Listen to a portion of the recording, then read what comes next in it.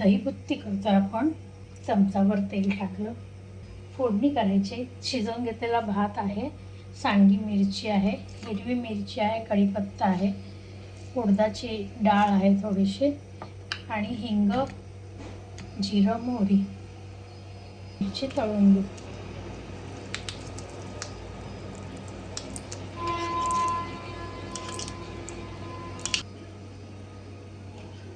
आपण उडदाची डाळ टाकू, मोहरी, जिरं, हिरव्या मिरच्या,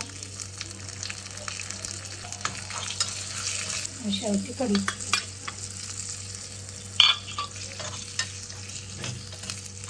आता ही फोडणी आपण भातावर टाकायची.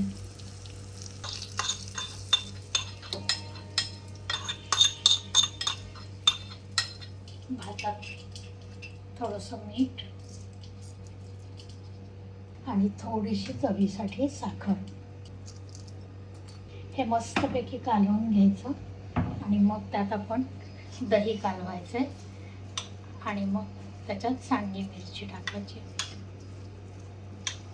हे असं कालवून घेतलं. हा शिजवलेला भात गार केलेला आहे, दही आहे ते त्यात आपण टाकणार आहोत.